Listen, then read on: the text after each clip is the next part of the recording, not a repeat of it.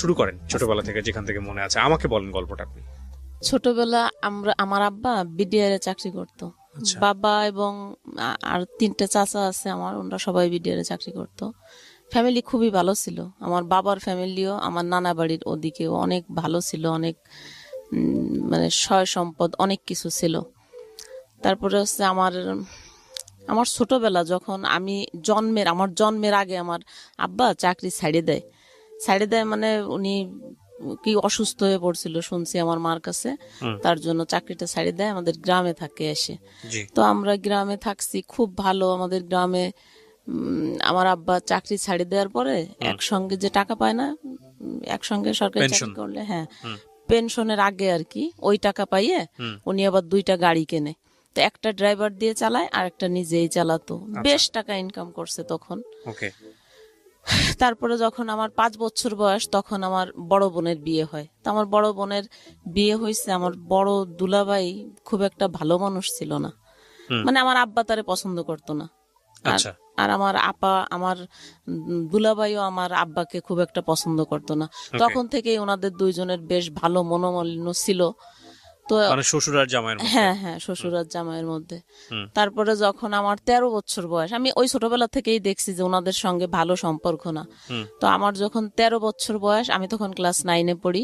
আমরা খুলনাতে ছিলাম, গ্রামের থেকে আমরা খুলনায় চলে গেছিলাম। আমার আব্বা যখন গাড়ি চালাতো খুলনায়, আমরা তখন খুলনায় সেটেল হয়ে যাই। তারপরে আমার ওই বোন একদিন আমার মারে এসে বললো যে ওরে একটু, উনি আবার চাকরি করতো, আমার বড় বোন চাকরি করতো, এই ঢাকায় আসবে কি জানি ট্রেনিং এ। তা আমার মারে বলতেছে যে ওরে একটু নিয়ে যাই, আমার 2টা বাচ্চা, ওদেরকে দেখাশোনা করবে, ও থাকলে একটু ভালো হবে। তারপরে ঠিক আছে, আমার আব্বা অবশ্য দিতে চাইনি, জানো তো আমার দুলাভাইরে তো আমার আব্বা এমনি পছন্দ করে না। তো মায়া লাগতেছে, দেশে বলছে কি ঠিক আছে যাও, নিয়ে এসে ভাইয়া 2-3 দিনের ভিতরে, আমি মাত্র 7 দিন ওই বাসায় থাকছি। তো ওই 7 দিনের ভিতরে উনি আমার বিয়ে ঠিক করে ফেলে। আমি কিছুই জানি না, আমি কিচ্ছু জানি এই না। বিয়েটা কে ঠিক করে, বাবা? না না, তাহলে? আমার ভগ্নিপতি, আমার আপনার বোন। পরিবার পারমিশন ছাড়া বিয়ে ঠিক করে কিভাবে? মানে হ্যাঁ, এই তো। ওনার বাসায় নিয়ে আসছে, নিয়ে এসে হ্যাঁ, এই কাজটা ওনার করছে? বাসায় নিয়ে আসছে, আমারে বলছে যে আমার বোন নাকি ঢাকায় আসবে ট্রেনিং এ চাকরির জন্য। আমার বোন নিজেই গেছে খুলনায় আমাদের বাসায় আর কি। যাই মারেও কথা বলার পরে মা আমাদের দেশে আসলাম। আসার পরে 7 দিন থাকছি। এই 7 দিনের ভিতরে আমার বিয়ে ঠিক করে ফেলছে। বিয়ে ঠিক করছে এমন একটা লোকের সঙ্গে যার মা নাই, বাবা নাই, ছোটকাল থেকে রাস্তাঘাটে মানুষ হয়েছে, ঘর নাই, বাড়ি নাই, মানে কিছু নাই তার। আর সবচেয়ে বড় কথা হচ্ছে নেশাগ্রস্ত। এই কথাটা কিন্তু আমার আপা এবং দুলাভাই দুইজনেই জানতো যে সে নেশা করে বা তার এরকম কিছুই নাই। তাও আমার দিয়ে দিল, আমার কাছে একটু জিজ্ঞেসও করেনি। আপনার বয়স কত ছিল ওই আমার সময়? তখন 13 বছর বয়স। আপনার বাবা জীবিত, মা জীবিত, হ্যাঁ, এদের অনুমতি ছাড়াই? হ্যাঁ, তাদের অনুমতি ছাড়াই। মানে আমার বোন আমাদের সংসারে পুরো গার্জিয়ান ছিল, নেতাগিরি করতো খালি, মানে খুব মাতুব্বরি করতো আমাদের সংসারে। ওকে, তারপর? তারপরে তো আমার ওইভাবে আমিও জানতাম না যে আমার বিয়ে। আমি দেখি কি বাজার সাজার করতেছে, খুব আয়োজন। তারপরে আমার আপার একটা ননদ হয়, চাচাতো ননদ, ও আইসা আমারে বলতেছে, কয় তোর না বিয়ে জানিস। আমি ওদের কাছে জিজ্ঞেস করি কি ব্যাপার, এদের বাড়ি এত আয়োজন কেন, কি সমস্যা? কয় কি কোনো সমস্যা না, তোমার বিয়ে। আমি বলছি কোথায়, কবে, কার সাথে, কি বিয়ে? তারপরে আমার বোন তো মানে খুব ভয় পাইতাম ওনারে, বড় বোন রে খুব ভয় পাইছি।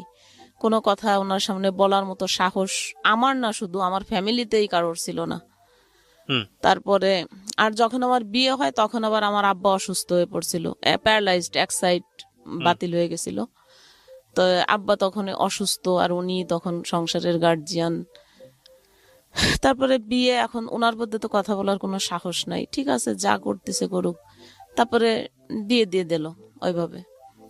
বিয়ে দিয়ে ভাইয়া একটা ঘর ভাড়া নিয়ে দেশে, সেই ঘর শুধু 4টে বেড়া, আর কিছু নাই তার ভিতরে।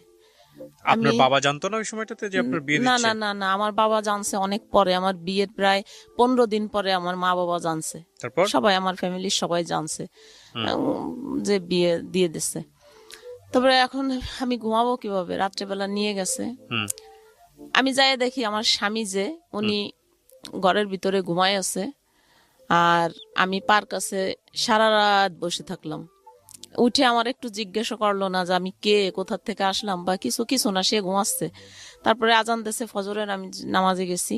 নামাজে যাই আমি আরেক ঘরে যেয়ে শুয়ে আছি। এটা হলো আমার আপার শ্বশুর বাড়ি, বসে প্রথম রাতটা কাটলো। আচ্ছা। পরের দিন আমাকে গোপালগঞ্জ শহরে একটা বাসা ভাড়া নিয়ে আসছে, ওইখানে থাকলাম। রাত্রেবেলা কিসে ঘুমাবো, পানি পিপাসায় জান বেরোয় যাচ্ছে, একটু কিছুতে পানি খাবো এরকম। তখন অ্যাভেলেবল কিন্তু বোতলও পাওয়া যেত না, পানির বোতল, সে অনেক আগের কথা। 89 সালে আমার বিয়ে হয়েছে। হুম। তারপরে একটা চাপ কল ছিল, ওই কলের থেকে হাত দিয়ে যায় পানি খাইতাম। আর রাত্রেবেলা ঘুমালাম কিসে, একটা মাদুরও নাই, একটা বালিশ নাই, তো গাড় থেকে একটা ওন্না তাই বিছাইয়ে মাটিতে ওইভাবে ঘুমাই থাকলাম। এরকম 7 দিন থাকলাম ওই বাসায়।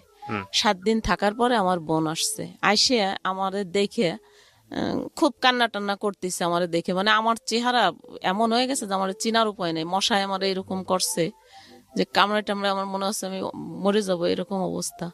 আর ওই লোকটার সঙ্গে বিয়ে দিয়েছে, ও আমার সঙ্গে তেমন কথা বলে না, ও সারাক্ষণ ওই নিশামেশা নিয়েই থাকে। আমি মরে কি গেলাম না, করতো, পেশায় কি করতো? ড্রাইভার ছিল, ড্রাইভার। বাসের ড্রাইভার। আচ্ছা। বিয়ে করছে, 2টা শাড়ি, একটা একটা আয়না, একটা চিরুনি, এইসব দিছে। তাও ওই মানুষের কাছ থেকে টাকা উঠাই টুঠাইয়ে এইভাবে। তারপরে আর তখন তো আর ফোন ছিল না যে আমি আমার মা বাবার সঙ্গে যোগাযোগ করব কিভাবে, কোনো ফোন ছিল না। আর আমারে কি করতো, দিনের বেলা ঘরের ভিতরে তালা মারি থুয়ে যাতো গাড়ি চালাইতে, রাত্রে 9টা 10টার দিকে আসে, তখন তালা খুলতো। কি বলেন, আর বাসায় কেউ ছিল না? হ্যাঁ, অন্য অন্য ভাড়াটেরা থাকতো। ওদের ধারণা ছিল যে আমি চলে যাবো, ওইরকম একটা ছেলের সঙ্গে আমি থাকবো না। এই জন্য সে তালা মেরে যেত। এই জন্য তালা মেরে রাখতো। এইভাবে 11 মাস রাখছে আমার এরকম তালা বন্ধ করে। আর আমার আপা মাঝে মাঝে যায় দেখে আসতো আমারে। তারপরে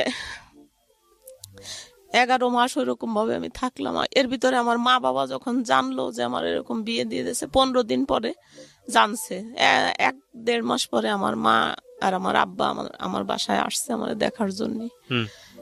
দেখে আর কি করবে, তখন তো আমার আব্বাও অসুস্থ, এক সাইড পড়ে গেছে, হাঁটতে চলতে অনেক কষ্ট হয়। আমার মারে নিয়ে আসছে, তো দেখে আর কি করবে, ঠিক আছে যা হবার হয়েছে। কিন্তু আমার আব্বা ওনার একদমই পছন্দ করে নেই।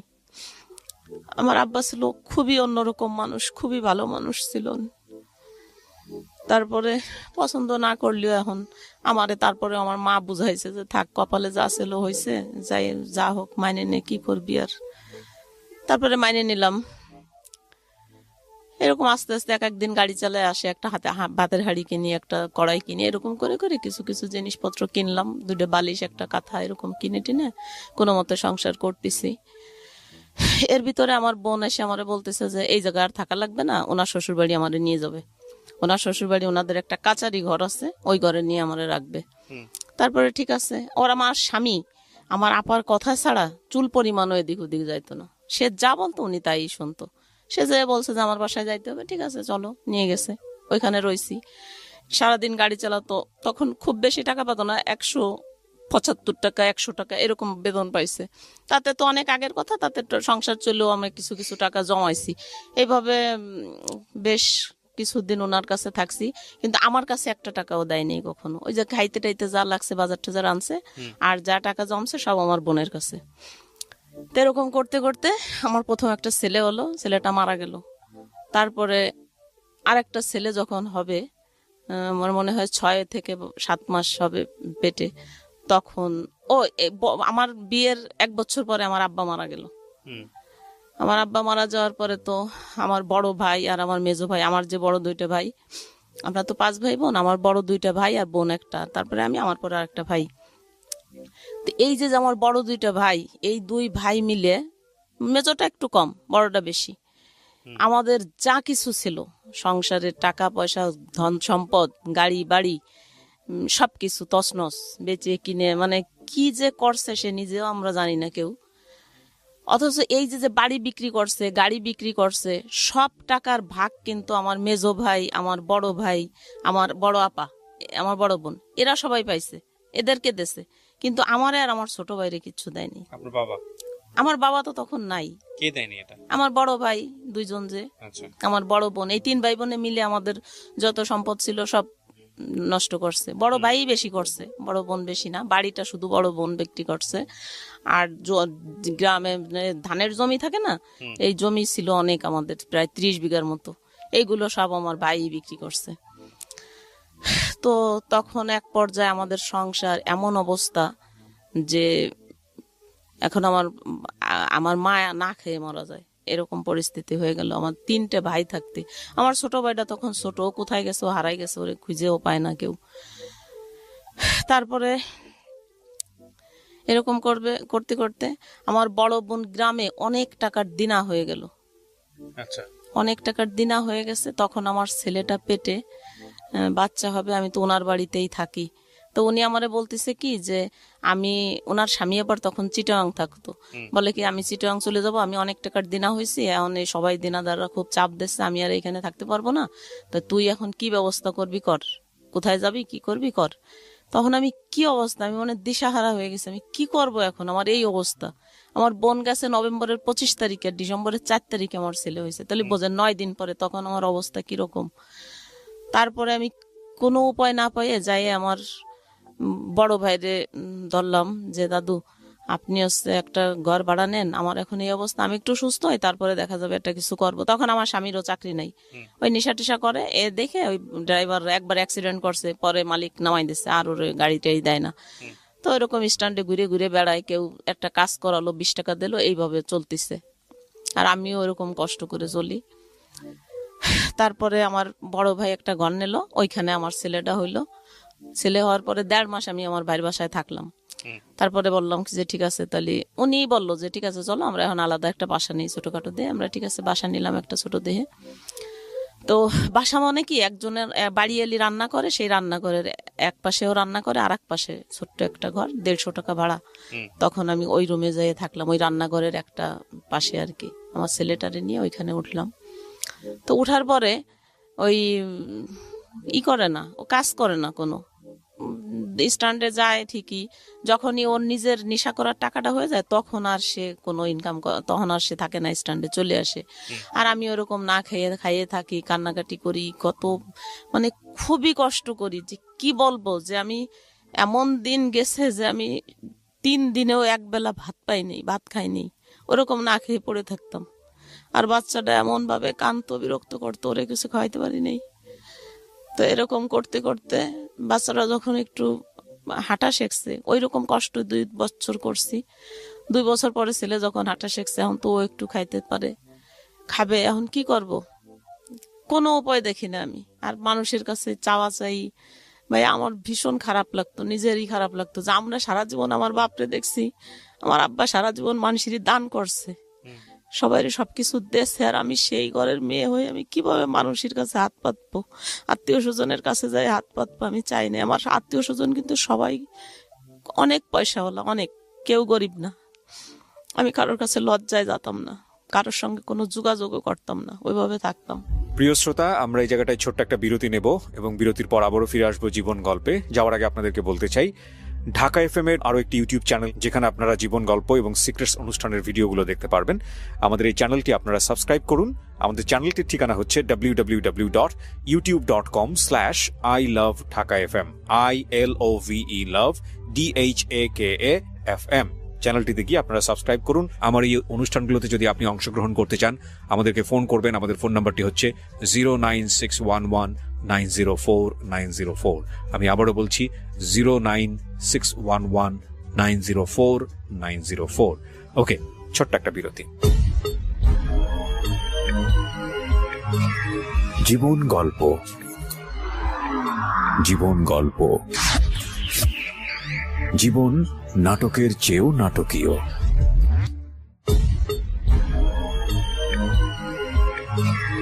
জীবন গল্প। Welcome back once again. প্রিয় শ্রোতা, আপনারা শুনছেন জীবন গল্প। আমি আরজি কিবরিয়া আপনার সঙ্গে রয়েছি। আমার এই অনুষ্ঠানগুলোতে যদি আপনি অংশগ্রহণ করতে চান, আমাদেরকে ফোন করবেন। আমাদের ফোন নাম্বারটি হচ্ছে 09611904904। আমি আবারও বলছি 09611904904। ওকে, আমরা যেখানটায় ছিলাম তারপর। তারপরে একদিন ডিসিশন নিচ্ছি যে ছেলে কাইন্দে মরে যাচ্ছে ভাতের জন্য, কি করব আমি, কোনো উপায় না পাই আমি ডিসিশন নিচ্ছি যে আজকে আমি মরিয়েই যাব। তারপরে আমাদের বাড়ি এলি ওটা আবার টের পাইছে, আমরা যে বাসায় ভাড়া থাকতাম ওই আপা আমারে খুব ভালোবাসতো। তো উনি টের পাইয়ে আমারে বললো কি, দেখ এটা কোনো জীবন না, তুই মরে যাবি, ছেলেটারে কি করবে। আমার দুলাভাইরে বলতাম, আমার আপারে যদি বলতাম যে এরকম কষ্ট, কি করব, আপনারা এরকম বিয়ে দিয়ে দিয়েছেন, তাদের কথা ছিল একটাই যে ঠিক আছে বিয়ে দিয়ে দিছি, খারাপ হয়েছে, ছেলের এতিমখানায় দিয়ে দাও আর তুমি আসো, তোমার আবার বিয়ে দিয়ে দেই। কিন্তু আমার দ্বারা কি তাই সম্ভব যে আমার ওই দুধের বাচ্চা ওইটা আমি এতিমখানায় দিয়ে আমি ফিরে বিয়ে করব? এরকম মন মানসিকতা আমার কখনোই ছিল না। তারপরে ওই আপার বুদ্ধিতে আমারে বললো যে ঠিক আছে মানুষের কাছে হাত পেতে চল, কয়দিনই বা চলা যাবে, চল তোরে একটা কাজ ধরাই দেই।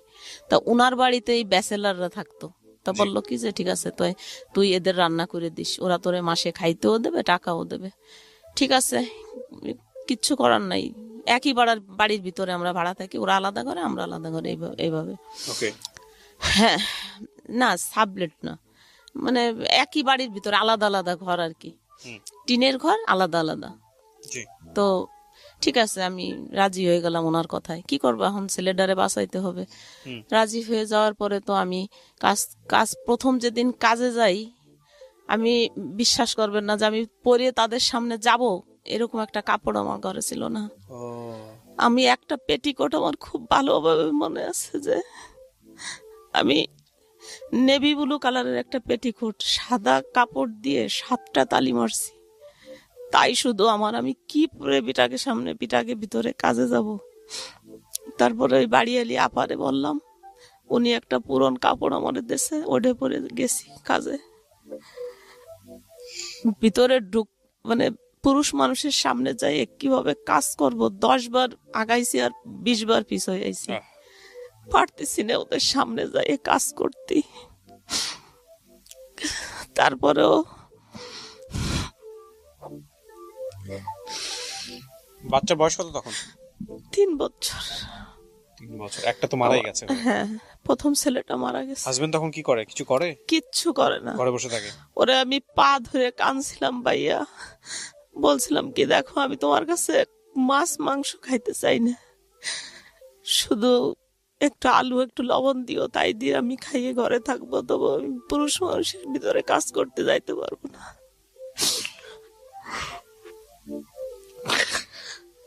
কিন্তু তাও আমারে কখনো দেয় নেই, কাজ করে খাইছি, ঘর ভাড়া দিছি, বাচ্চারে মানুষ করছি, ছেলেটারে স্কুলে ভর্তি করছি, লেখাপড়ায় এত ভালো ছিল। ওর যখন ও প্রথম ক্লাস 5-এ ট্যালেন্ট ফুলে বৃত্তি পাইছে, কিন্তু কোনো প্রাইভেট দিতে পারি নাই, 5 পর্যন্ত আমিই পড়াইছি, আমি এসএসসি পরীক্ষা দেয়নি, 9 পর্যন্ত পড়ছি। তারপরে তো ভাবলাম যে আমার তো এইটা করেই বাঁচতে হবে, ছেলেরে মানুষ করতে হবে, তখন আমার ওই একটাই লক্ষ্য যে আমার ছেলে মানুষ করতে হবে। ছেলের যখন 5 বছর বয়স তখন আমি আবার বাচ্চা কনসেপ্ট করি। এখন ওই বাচ্চা আমি রাখতে চাই নাই, ভাবছি কি না ও নষ্ট করে ফেলবো, কিন্তু আসলে যারা আল্লাহ দুনিয়ায় পাঠাবে তারা শত চেষ্টা করলেও, পরে ডাক্তারের কাছে গেলাম, ডাক্তার বলে কি যে না, একটা বাচ্চা মারা গেছে আর একটা ছেলে, এবার যা হয় হোক, তারপরে আর নিয়েন না। ঠিক আছে, সেইভাবে থাকলাম। এরপর একটা মেয়ে হলো আমার, ছেলের 5 বছরের ছোট মেয়ে। এখন তো 2টা বাচ্চা, 2টা নিয়েই আমি কাজ করি, খাই, ওদেরকে লেখাপড়া করাই। এরকম করে আমি 90 সালের থেকে কাজ শুরু করে 2005 সাল পর্যন্ত, কয় বছর হয় এই কয় বছর আমার ঠিক খেয়াল নাই, এই কয় বছর আমি এক জায়গাতেই, ওই যে আমার বাড়িয়ালি আপা যে কাজ দিয়ে দিয়েছে ঠিক ওইখানেই, ওই এক জায়গায় আমি কাজ করি। আর ওদেরকে আমার বাড়িয়ালি আপা বলে দিয়েছিল যে দেখেন ও আমার খুব পরিচিত, আমার বোনের মতো, ও অনেক ভদ্র বংশের একটা সন্তান, শুধু বাচ্চা দুটোরে মানুষ করার জন্য আপনাদের এখানে কাজে আইছে, কিন্তু ওর যাতে কোনো অসম্মান না হয় আপনারা সেই দিকে একটু খেয়াল রাখেন। তা সত্যিও ওদের আমি ধন্যবাদ জানাই যে না, ওরা আমার সঙ্গে কখনোই কোনো খারাপ বিহেভ করেনি, কখনো না, সবসময় সম্মান করছে।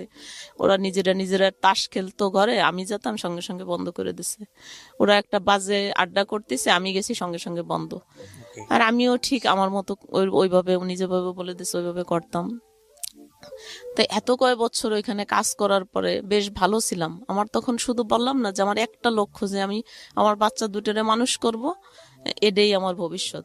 আর আমি কিছু চাই না, কারোর কাছে সাহায্য, কারোর কাছে হাত পাতা, কারোর কাছেও আমি কখনো যাই না, আমার আপনজনদের কাছেও না।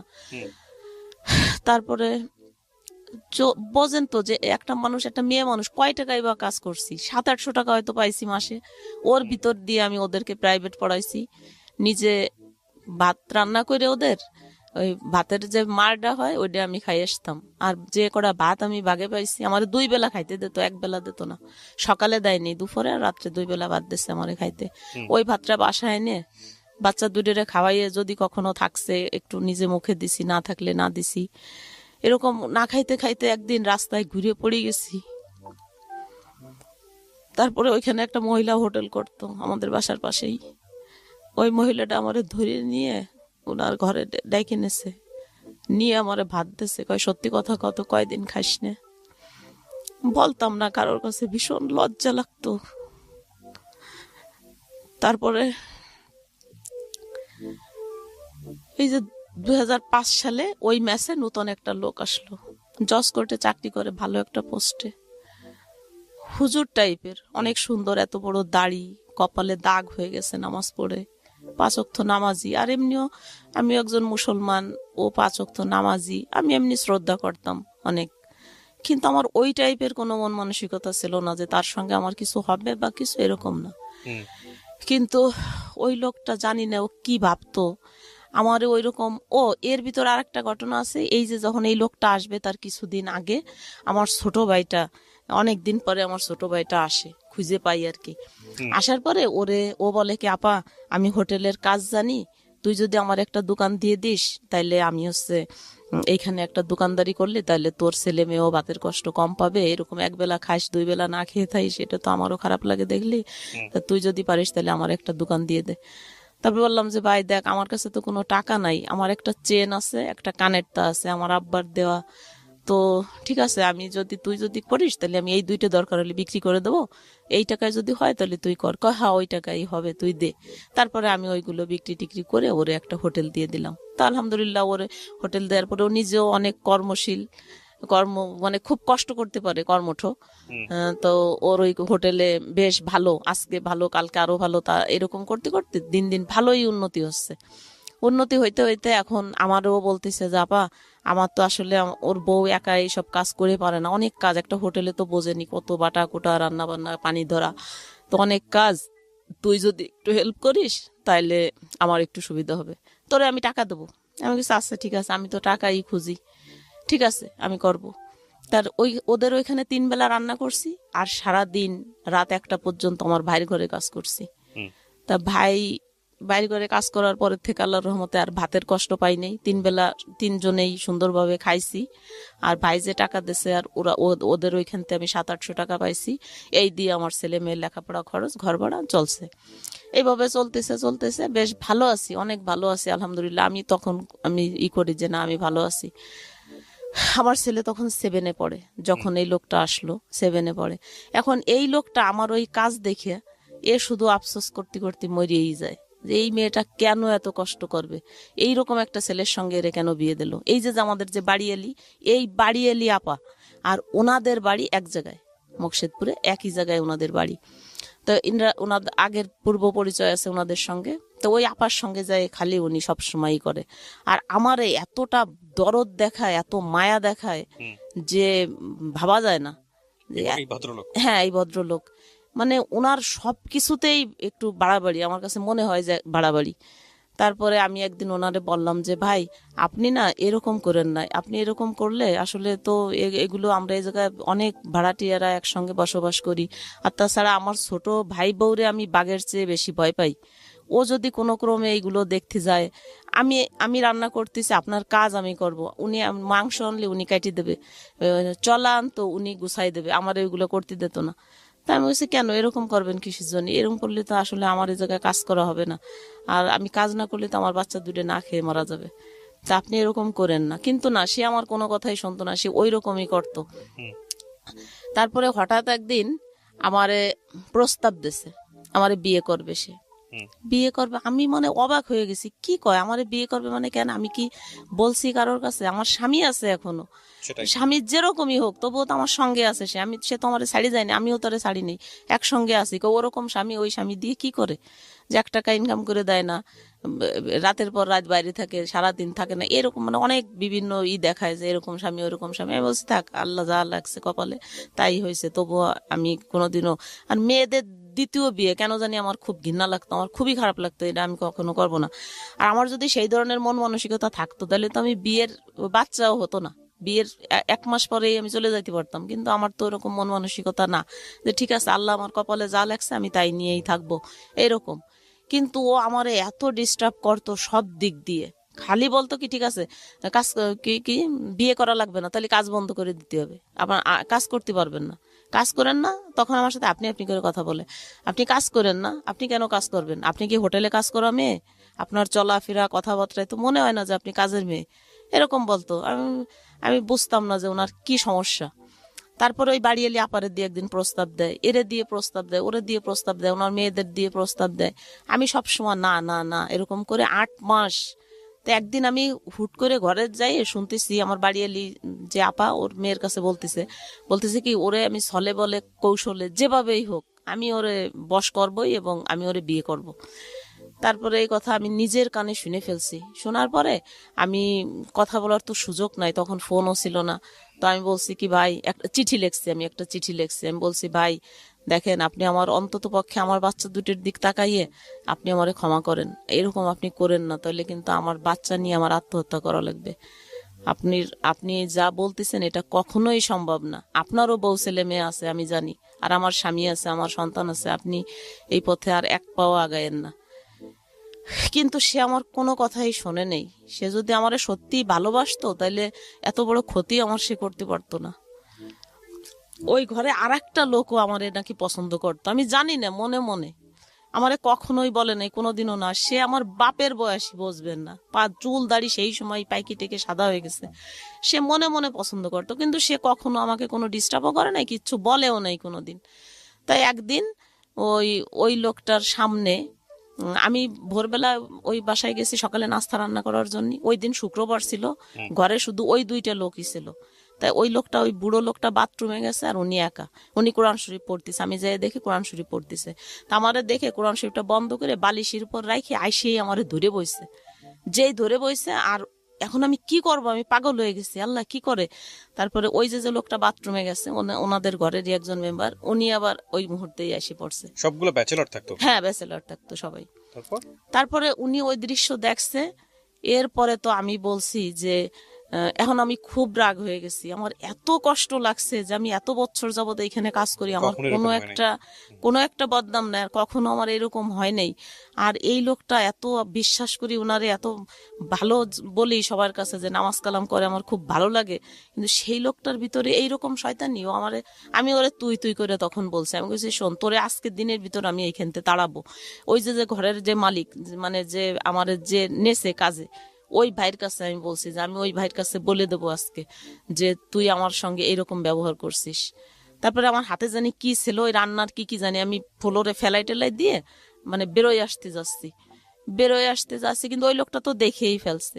আর বেরোয় আসতে যখন যাচ্ছি তখন উনি আমার পা জড়ায় ধরে। আল্লাহর কসম করে বলতেছি ভাইয়া যে আমার এমন মেজাজ খারাপ হয়েছে, আমি বলেই দেবো সবার কাছে। কিন্তু ওই লোকটা আমার পা জড়ায় ধরে আমারে বলতেছে, আমারে যদি মারার ইচ্ছে থাকে আপনি আমারে নিজের হাতে মারেন, তবুও আমারে অপমান করেন না, আপনার পা ওই লোকের সামনেই আমারে অপমান করেন না। আর এইটা যদি আমার অফিসে জানাজানি হয় তাহলে আমি আত্মহত্যা করব। হ্যাঁ, এরকম বলতেছে। প্রিয় শ্রোতা, আমরা এই জায়গাটায় ছোট্ট একটা বিরতি নেব এবং বিরতির পর আবারও ফিরে আসবো জীবন গল্পে। যাওয়ার আগে আপনাদেরকে বলতে চাই, ঢাকা এফএম এর আরো একটি ইউটিউব চ্যানেল যেখানে আপনারা জীবন গল্প এবং সিক্রেটস অনুষ্ঠানের ভিডিওগুলো দেখতে পারবেন। আমাদের এই চ্যানেলটি আপনারা সাবস্ক্রাইব করুন।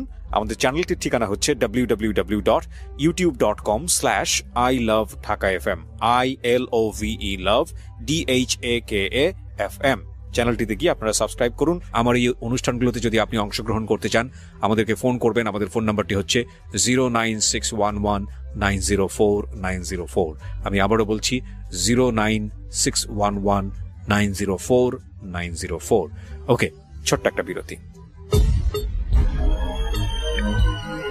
জীবন গল্প, জীবন গল্প, জীবন নাটকের চেয়েও নাটকীয়।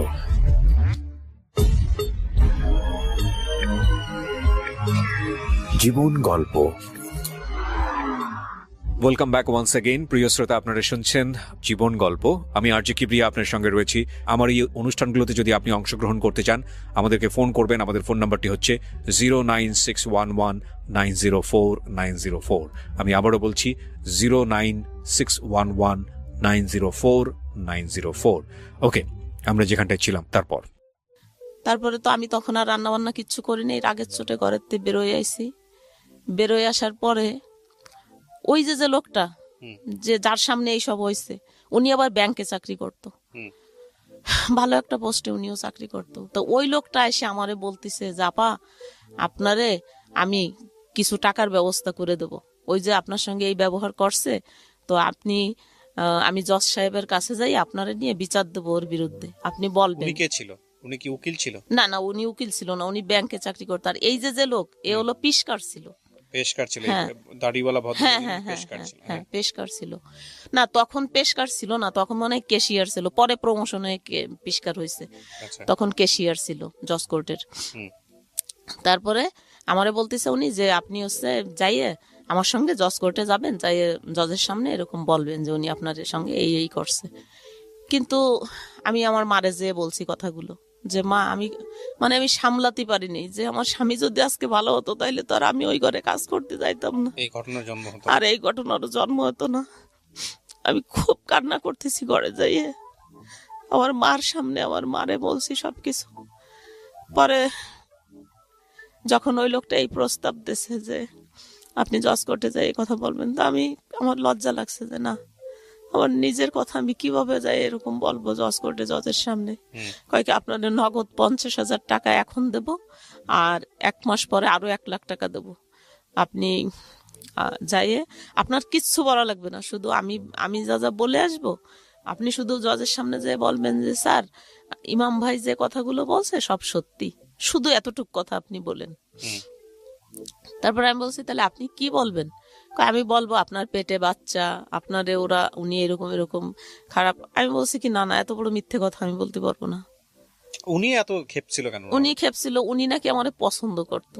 উনিও পছন্দ করতেন? হ্যাঁ, উনিও পছন্দ করতো, কিন্তু এই কথাটা উনি কোনোদিন বাস্ট করে নাই, এই লোকটা বলার পরে হলো উনি বাস্ট করছে। আচ্ছা। তারপরে ওই লোকটারও কিভাবে পছন্দ করে আমার আমি বুঝি না। সে আমার বাপের বয়সী, তার আমার চেয়েও বড় ছেলে মেয়ে আছে, জামাই নাতি পুতা সব আছে, তারপরে সে এইগুলো কিভাবে ভাবে আমি বুঝি না। তারপর আমি অনেক শ্রদ্ধা করতাম লোকটারে, আমার বাবার হিসাবে দেখতাম এরকম। তারপরে জজ কোর্টে যে এই কথা বলতে বললো, আমার এরকম টাকা নিয়ে এসে ঘুষ দেবে এসে, আমি বলছি কি না, আমি তো এত লোভী না ভাই, আর আমি টাকার জন্য মিথ্যে কথা বলতে পারবো না। ওই লোকটা তো আসলে আমার সঙ্গে আর কিছুই করে নেই, জাস্ট আপনি যেটুকু দেখছেন আমার একটু ধরছে, এই এতটুকুই, এর বেশি কিছু না। আমি কিভাবে এত বড় মিথ্যে কথা বলবো, আমি পারবো না এটা। এই কথা বলার পরে কয় আপনি চেষ্টা করে দেখেন, এখনো সময় আছে, আপনারে আমরা ওর সাথে বিয়ে দিয়ে দেব। আমি বলছি না, আমি তো ওর সাথে বিয়ে করবো না, তো আপনি কি বিয়ে দেবেন? তারপরে অনেকবার উনি বলছিল জজ কোর্টে যায় ওর সম্মান টন্মান নষ্ট করার জন্য। আমি বলছি কি না, আমি যাব না, এত বড় মিথ্যে কথা আমি বলবো না। আর আমার মাও নিষেধ করলো, আমার মা বললো কি না, ছেলেটা নামাজ কালাম পড়ে, তারপরে যেভাবে তোর হাত পা ধরে মাপ চাইছে, একটা মানুষ মাপ চাওয়ার পরে আর কিছু থাকতে পারে না, তুই ওরে ক্ষমা করে দে, আর তোর ওইখানে কাজ করা লাগবে না।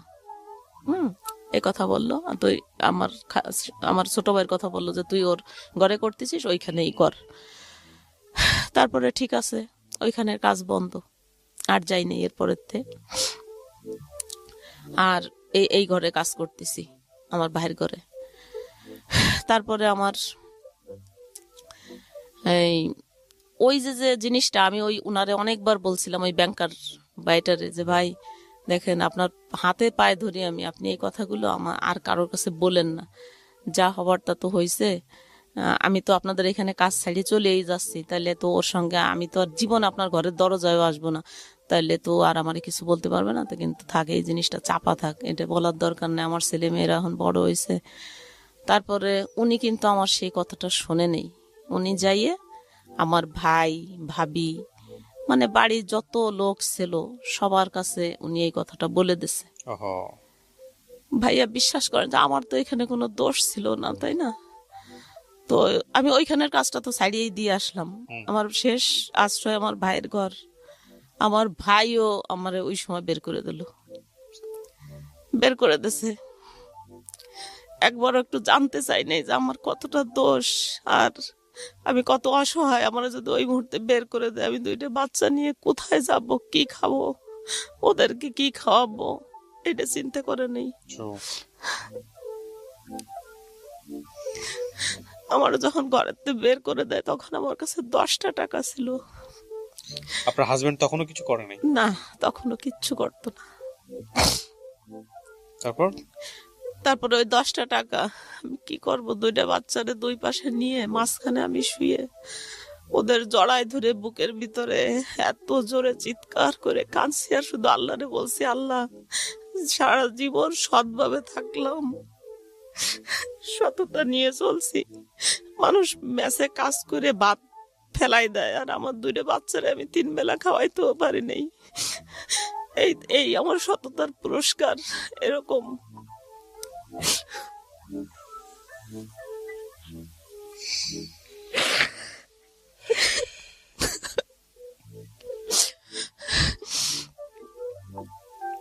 খুব দুঃখজনক। তারপরে ওই 10টা টাকা দিয়ে 5 টাকা দামের পাউরুটি পাওয়া যেত। তখন ভাবছি 2টা পাউরুটি একসঙ্গে কিনলি তো 5 টাকা শেষ হয়ে গেলে আর 5 টাকা দিয়ে কি কর। তারপরে একটা পাউরুটি কিনে ওকে 2 ভাই বোনরে খাওয়াইছি রাত্রে। সকালবেলা কি করব, ওই 5 টাকা ছিল, ওই 5 টাকাও শেষ, সকালে খাওয়াইছি, আর কিছু নাই। তারপরে ওই বাড়িয়ারির ঘরে একবেলা চাইছি, দেখ আমার ছেলে মেয়ে 2 ক্ষুধায় মরে যাচ্ছে, ওদের দিকে আমি তাকাতে পারি না, নিজের পেটেও তো ক্ষুধা, কি করবো? মানে তখন আমি কোনো উপায় পাই না, আমি কি করব এখন? ওই লোকটার কি হইলো? হ্যাঁ, ওই লোকটা তখন ওই রকমই আছে। তারপরে যখন এরকম, তখন ওই বাড়িয়ালির কাছে আমি যাই, রাত্রিবেলা কাঁদছি অনেক, আপা আমি এখন কি করব, আমার ভাই তোমার বাইর করে দিছে, ঘৃণায় আমার মুখই দেখবে না। কয় কি, যখন বদনাম শোনার দিন ছিল বিয়ের আগে বা বিয়ের পরে, তখন জীবনে কোনোদিন কিছু শুনি নেই। আর এখন এই বয়সে 2টে ছেলে মেয়ে, ছেলে ক্লাস 7-এ পড়ে, এখন এই কি কথা, মানে এই ওরা সহ্য করতে পারিনি। তোরা আগে করিস নাই কেন? আগে কত তোরে আমরা বলছি যে বিয়ে দেবো, তুই কখনো রাজি হইস নি, আর এখন এই বয়সে এইরকম ছেলে মেয়ে বড় হয়ে গেছে, এখন এগুলো কি শুনলাম? এই হলো ওর ঘৃণা আমার ভাইয়ের। আমার ভাইও খুব নামাজ কালাম করে, এগুলোও পছন্দ করে না। তারপরে বের করে কি যাওয়ার, এখন আমি বাড়িয়ালির সঙ্গে যে আলাপ করলাম, জাপা আমি কি করবো এখন? আপনার হাজবেন্ডের বাসায় ছিলেন না আপনি? হ্যাঁ। তাহলে ভাই কেন বের করে দিবে? হাজবেন্ড বের করে দিয়েছে, মানে ঘরের থেকে বের করে না, আমার ভাইয়ের ঘরের থেকে। আমি যে কাজ করি ওর ঘরে, ও কাজের থেকে বের করে দিল। আচ্ছা, এখন আমি তো আপন ভাই ছিল? হ্যাঁ, আমার আপন ছোট ভাই। আপন ছোট ভাইয়ের ঘরে আপনি কাজ করতেন, ওইখান থেকে ও টাকা দিত? হ্যাঁ হ্যাঁ। ওই দোকানটা আবার আমার গয়না বিক্রি করে দিয়া দিয়ে দিছিলাম। তারপরে তো ওই ভাইয়ের আমি এখন আমি ঘর ভাড়া দেবো কি দিয়ে? আমি তো বাইরে করে কাজ করি, টাকা দেয়, আমি টাকা বেতন পাই, আমার ছেলে মেয়ের লেখাপড়ার খরচ দেই, ঘর ভাড়া দেই, খাই ওর ঘরে। তো আর ওই যে কাজটা, ওটা তো ওই গ্যাঞ্জামের পরে আমি এমনিতেই নিজের থেকে এই শাড়ি দিয়ে চলে আসলাম, যে ভাই যা দেবে ওতেই চলবে। তারপরে আমি এই জায়গায় অসৎ ভাবে এই জায়গা থাকবো না, এই অসৎ লোকের কাছে, এরকম ভাবে চলে আসলাম। পরে ওই বাড়িয়ালি বললো ওই লোকটারে, এই পিসকারে, যে আপনি দেখেন তো কি একটা কাজ করলেন, আর আজ আপনার জন্য এখন ও বলতেছে যে ওর বাচ্চাদের নিয়ে ও মারা যাবে, ওর তো কোনো উপায় নাই। আর এই গোপালগঞ্জ শহরে আমাদের সবাই চেনে, আমি তো বাইরে যেয়ে কোনো কাজ করতে পারবো না। আর বাইরে কি কাজ করব? আমি লেখাপড়া জানি না, এসএসসিও পাশ করি নেই। এসএসসি পরীক্ষা দিতে চাইছিলাম, কিন্তু ওই লোকটা আমার দিতে দেয়নি। সবাই বুদ্ধি দিত যে স্কুলে পাঠালি চলে যাবে, এই সেই, এই জন্য লেখাপড়া করে। হ্যাঁ। তারপরে ওই ওনারে যখন এইসব বললো, তখন উনি বললো কি, জাপা ঠিক আছে, আমার জন্য যখন ওর এত বড় ক্ষতি হয়েছে, ওর কাজ নাই, ছেলে মেয়ে নিয়ে এরকম না খেয়ে মরে যাচ্ছে, তাহলে আপনি এক কাজ করেন, আমি ওরে বিয়ে করব, দেখেন এখন ও রাজি হয় নাকি। এখন তোর কোনো উপায় নেই, এখন তো রাজি হওয়াই উচিত। তারপরে ওই বাড়ি এলে এসে আমার অনেক বোঝাচ্ছে, অনেক, যে দেখ ওই ছেলেটারে আমি চিনি, ও অনেক ভালো। তাই বলছি ভালো, তো ও আমার সঙ্গে এরকম করলো, ওর তো বউ ছেলে মেয়ে আছে, ও কেমন ভালো, তাহলে আবার বিয়ে করতে চাই, কি ভালো আপনার কাছে? কয় কি না, ওর বোর হলো প্যারালাইজড, এক সাইড প্যারালাইজড না, জাস্ট ও অসুস্থ ছিল, ডাক্তারের কাছে নেছে, ডাক্তার নাকি কি ভুল ট্রিটমেন্ট করে এরকম বিছনায় পড়া। তো তো ছেলেটা অনেক ভালো, আর আমি দেখছি খুব ভালো, সত্য কথা বলে, নামাজ কালাম করে, এইটুক দেখছি আর কি। বাড়ি কি আছে না আছে তা তো আর জানি না। তারপরে এইসব বলার পরে বাড়ি এলে এরকম বোঝাচ্ছে, আমি একবার এক মনে করে ঠিক আছে রাজি হয়ে যাই। এখন কি করবো তাহলে, ছেলে মেয়ে নিয়ে কি মরে যাব? আর ছেলে 7-এ পড়ে ওর, আর ছেলেটা ক্লাস 5-এ ট্যালেন্ট ফুলে বৃত্তি পাইছে, মেয়েটা এত ভালো ছাত্রী। আমার ছেলে এবং মেয়ে দুইটাই ক্লাস 1 থেকে 10 পর্যন্ত ওদের এক রোল ছিল, কখনোই ক্লাসে দ্বিতীয় হয়নি। এত ভালো ছাত্র আর এত সুন্দর চেহারা আমার বাচ্চা দুইটার, যে না দেখলে আসলে বিশ্বাস করা যায় না। দুইটা ছেলে মেয়েরই এত সুন্দর দেখতে, এত সুন্দর মেধা। তা আমি কিভাবে এখন ওদের লেখাপড়া চালাবো, আমি কি করব? দিশাহারা হয়ে গেছি, কোনো উপায় নাই। একটা মেয়ে অসহায় হইলে যা হয় আর কি। তারপরে এখন আমি বলছি কি যে ঠিক আছে, আমার বোন, আমার ওই আপা বলতেছে যে দেখ, ও আর যাই হোক বেঈমান না, ও যাই করুক কিন্তু তোরে কোনোদিনও ফেলবে না, তোরে ও রাখবে। আর তোর আর ছেলে মেয়ে বড় হচ্ছে, এখন কিভাবে চলবি তুই? আর তোর ভাইও তো তোরে বের করে দিল, আর তো কেউ কোনো সাহায্য সহানুভূতি করে না। তাহলে হাজবেন্ড কোথায় তখন? হাজবেন্ড সাথেই, হাজবেন্ড তো কি হাজবেন্ড, ও সকালবেলা যাবে, রাত 12টার সময় ঘরে, আসলে আসলো, না আসলে নাই। আইসে একটু খাইছো নাকি খাও নেই, কোনোদিন জিজ্ঞেসও করে নেই ছেলে মেয়েরে। ও আইসেই ওর নেশা নিয়ে ব্যস্ত। কি দিয়ে নেশা করতো? গাঁজা খাইতো, গাঁজা। এগুলোর কোনো ভ্রুক্ষেপ নাই তার? না না, এগুলো কোনো ভ্রুক্ষেপ নাই। এগুলো ভ্রুক্ষেপ থাকলে কি আমার জীবন আজকে এই পর্যায়ে আসে? তারপরে কি হলো, কি বললেন? তারপরে এরকম করে করে একবার মনে মনে ভাবি যে রাজি হয়ে যায়, আবার ভাবি কি না, কিভাবে সম্ভব, আমার ছেলে মেয়ে কি ভাববে, আমার আত্মীয় স্বজন কি ভাববে, আমার ফ্যামিলিতে কারো কোনো মেয়ের 2 বিয়ে নাই, আমি কি করব?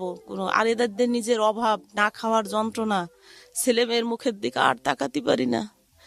আমার ছেলে যেদিন বৃত্তি পরীক্ষা দিতে গেছে ভাইয়া, একদিনে 2টা পরীক্ষা হয়েছে।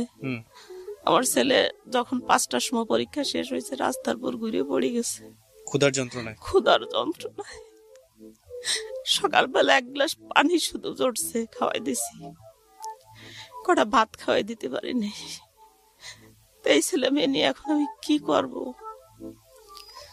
কোনো উপায় না দেখে তারপরে আমি এক পর্যায়ে রাজি হয়ে গেলাম। তারপরে আমি বললাম কি আপা, আমি কেন জানি বিশ্বাস হয় না আমার, যে ছেলে মানুষ তো আমার কেন জানি বিশ্বাস হতে চায় না। তারপরে ওই কথা আবার ওর কাছে ওই আপা বলছে ফোনে, ওনার আবার ফোন ছিল, আমার ফোন ছিল না। তো বলছে, বলার পরে কয় ঠিক আছে, কিভাবে বললি বিশ্বাস করবে? আপা আমি আপনার বাসায় আসতেছি। আপার বাসায়, আপার ঘরে আইসে রাত 2টা বাজে, আর ওই আপা আমারে আইসে ডাকতে, আইসে আমারে ডাকি নিয়ে গেছে। আমি গেছি, যাই দেখি উনি ওনার ঘরের ভিতরে বসা। তারপরে আমারে দেখে উনি দৌড়ে যেয়ে অজু করে আইসে বাথরুমেতে, অজু করে এসে কোরআন শরীফ বুকের ভিতরে নিয়ে বলতিছে যে আমি তোমারে অনেক পছন্দ করি, আমি কোনো লাভে, কোনো লোভে, কোনো স্বার্থের জন্য না, তোমার মতো একটা ভালো মেয়ে আমি দেখছি এত কয় মাস যাবত, তোমার অনেক সুনাম, আজ 13 বছর তুমি এক জায়গায় কাজ করো, তোমার অনেক সুনাম শুনছি আমি, তো আমি এত একটা ভালো মেয়ের জীবন এরকম নষ্ট হয়ে যাক, এটা আমি চাই না। তো আমি কোনো চাহিদা নাই আমার, আমি শুধু তোমারে বিয়ে করব, আর তোমারে আমি টাকা দেবো, তুমি তাই দিয়ে ছেলে মেয়ে মানুষ করবা, তুমি খাবা, তোমার করা লাগবে না, কাজ করা লাগবে না। এই কথা বললো কোরআন শরীফ ছুঁয়ে ওই আপার সামনে, যে আমি কখনো ওরে ফেলবো না, সারা জীবন ওর সঙ্গে থাকবো, এরকম মেলা কিছু বললো। বলার পরে ওই দিন আমার মনটা একটু চলে যাচ্ছে নিজের কাছ থেকে, তা নিয়েও কোনো চিন্তা নাই? কোনো সুখ দুঃখ নাই, যাই যাক, থাকে থাক, ইচ্ছে কোনো ব্যাপার না। তারপরে ডিভোর্স দেওয়ার পরে আমারে বললো যে ঠিক আছে, তাহলে এখন তো আর বিয়ে করা যাচ্ছে না, 3 মাস 13 দিন হবে। তারপরে তখন আমি চলে গেলাম আমার বোনের বাসায়। বোনের বাসায় যে 3 মাস থাকলাম, 4 মাস থাকলাম। 4 মাস পরে আসার পরে বিয়ে হলো ওর সঙ্গে। বিয়ে হওয়ার পরে আমি 6 বছর, এই বিয়ে হওয়ার পরেই আমারে আবার বললো কি, যে আমি বললাম যে না, আমার ছেলে মেয়েরে ওর কামাই দিয়ে আমি মানুষ করব কেন, আমার এসে বিয়ে করছে, আমার দায়িত্ব সে নিতে পারে, কিন্তু তাই বলে তো আমার ছেলে মেয়ে না। তারপরে আমি ঢাকায় চলে আসি। ঢাকায় এসে একটা একটা ছোটখাটো একটা চাকরি নিছি। যাই হোক, সে মালিকটা ম্যাডাম খুবই ভালো মানুষ ছিল, আমাকে অনেক সাহায্য করছে। তার সাহায্যে আমার ছেলে এসএসসি ফার্স্ট ডিভিশনে মানে পাশ করে। এ প্লাস পেয়ে পাশ করে। তারপরে এই ঢাকা কলেজে তারে ভর্তি করি। মাশাআল্লাহ। এখান থেকে ইন্টার পাস করলো, অনার্সে ভর্তি করলাম এই জগন্নাথ বিশ্ববিদ্যালয়। তারপর ওই লোকটা আমাকে মানে ভাইয়া আপনি ভাবতেও পারবে না যে একটা মানুষ অভিনয় কতদিন করতে পারে।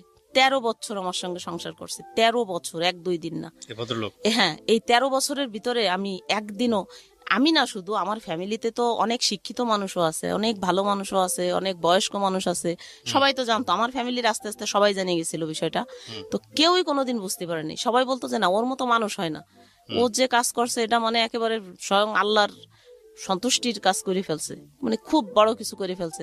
তারপরে এরকম ভালোবাসতো আমারে যা আমি কোনোদিন কোনো ছবিতে, সিনেমায়, গল্প, উপন্যাসেও পড়িনি যে মানুষ এতটা ভালোবাসতে পারে, যে এত ভালোবাসতো আর এইরকম খেয়াল করতো আমার। তো আমি চাকরি করে আমার ছেলে মেয়ের খরচ দিতাম আর ও আমার সম্পূর্ণ করতেন আপনি? খরচ। আমি এইখানে একটা অফিসের পিয়ন পোস্টে আমাকে আমি ছেলে মেয়ে বলতে চাকরি আপনার ছেলে মেয়ে কয়জন ছিল? 2টা, একটা ছেলে একটা মেয়ে। মেয়েটাকে কি করলেন? ছেলেটা বড়, মেয়েটা ছোট। মেয়েটারে আমার বোনের বাসায় রাখছিলাম। আচ্ছা, আমার বোন তখন সিলেট চাকরি করতো, আমার দুলাভাই ব্যাংকে চাকরি করে, ওই সিলেটে ছিল, আমার বোনের বাসায় রাখে। আপনি অভিনয় কেন বলতেছেন এই সেকেন্ড যাকে বিয়ে করলেন? কি না হয়েছে? মানে বুঝতেই পারিনি কখনো যে সে আমার সঙ্গে অভিনয় করতেছে। আমি ভাবতাম যে সব সত্যি, সবাই ভাবতো, শুধু আমি একা না। 13 বছর সংসার করার পরে 2019 সালে এসে আমরা একদিন বেড়াইতে গেছি আমার মামার বাসায় নোয়াপাড়া। বেড়াতে যাওয়ার পরে আসার পরের থেকেই আমার একদিন ফোন দিয়ে বলতেছে আমার সংসারের সবাই এই সত্য জিনিসটা জানি গেছে, তোমার সঙ্গে আমার আর থাকা হবে না। তোমারে আল্লাহকে সাক্ষী রেখে তোমারে বিয়ে করছিলাম, আর আল্লাহকে সাক্ষী রেখেই তোমাকে বাদ দিয়ে দিলাম। এক কথাতেই? এক কথাতেই। কত বছর সংসার করার পরে? 13 বছর।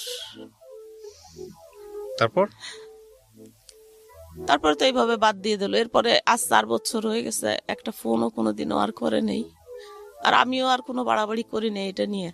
তারপরে আমার যে কাবিনটা দিছিল, 10 লাখ টাকা কাবিন করছিল, কাবিনের কফিটা ওই এনে দিছিল। পরে আমি ওই কাবিনের কফিটা নিয়ে, আমার কেউ বুদ্ধি দিয়েছে যে আপনি এভাবে হবে কেন, এটা করবেন কিসের জন্য, আপনি যে কেস করেন, এই করেন সেই করেন। তো আমারও খুব খারাপ লাগতো, অনেক খারাপ লাগতো যে আমি কি করব। তারপরে একদিন গেছি একটা ইসের কাছে, যে যারা রেজিস্ট্রি করে না, ওনার কাছে গেছি। উনি কাবিনটা দেখে বলতেছে এটা দি ভুয়া, কাবিনটা ছিল ভুয়া। তারপরে যাই হোক, তখন আবার ছেলে একটা কাজে ঢুকলো, যে কি কাজে, লোড। আপনি আমাকে জাস্ট একটা জিনিস একটু বলেন, আমি গল্পের শেষের দিকে চলে আসছি। আপনার ছেলেটা এখন কি করে? ছেলেটা এখন ওই যে লোড আর বিকাশ আছে, লোড বিকাশ এগুলোর একটা দোকান ছিল ওর। তো ভালোই ইনকাম করতো, আমরা ভালোই চলছি, মোটামুটি ভাবে চলছি ভালোই।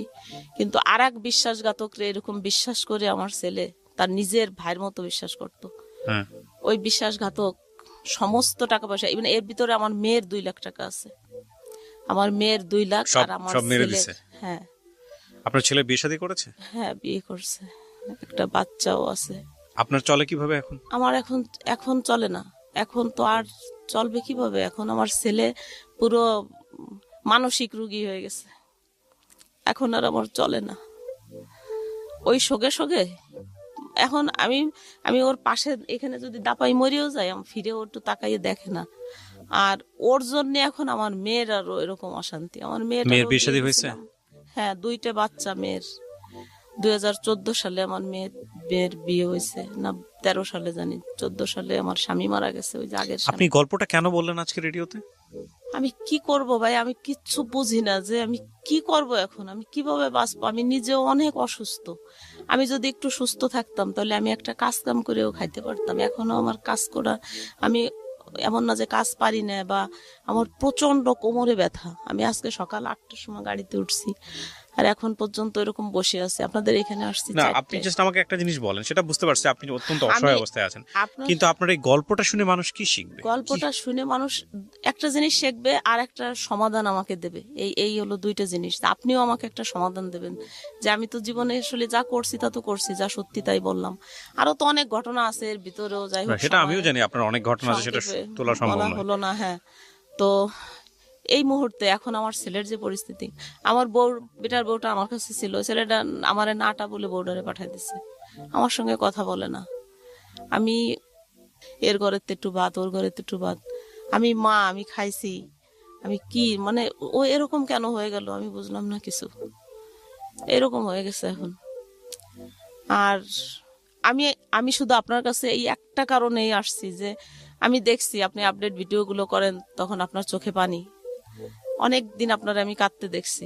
আমি ভাবলাম যে অন্যের দুঃখ যার চোখে পানি আসে সে অবশ্যই আমাকে কোনো খারাপ বুদ্ধি দেবে না। আমি আপনাকে কয়েকটা কথা বলি, এটা হচ্ছে যে বুদ্ধি দেওয়ার মতো কিছু নাই। আমি আপনার গল্পটা শুনে, আমি তো আপনার গল্পের একদম ইন ডিটেল বিস্তারিত জানি না, 1 ঘন্টা 1.5 ঘন্টা শুনলাম, আপনার কষ্টটা আমি অনুভব করার চেষ্টা করতেছি। হ্যাঁ, তবে এটা ঠিক যে আপনি এই মানে আপনার বিয়ে হয়েছে 13 বছর বয়সে, জি 13 বছর বয়স থেকে এখন 50 বছর বয়সে, আপনি যেটা হ্যাঁ। বলছিলেন, তার মানে এই 37 বছর বয়সে 37 বছর ধরেই আপনি যুদ্ধ করে চলেছেন, তাই না? তো 37 বছর ধরে যদি আপনি যুদ্ধ করে যদি হার না মানা মানুষ হয়ে থাকতে পারেন, তাহলে আল্লাহর উপর তো কখনো বিশ্বাস ছাড়েন নাই, ছাড়ছেন? তো আল্লাহর উপর বিশ্বাস না ছেড়ে থাকলে তাহলে আপনি নিশ্চয়ই একদিন না একদিন, আমি মনে করি, যেহেতু আমিও একজন বিলিভার, একদিন না একদিন ধর্মীয়ভাবে যদি চিন্তা করি, একদিন না একদিন আপনার সুখ হবে, এটা হচ্ছে বিষয়। আর আরেকটা জিনিস যেটা, সেটা হচ্ছে যে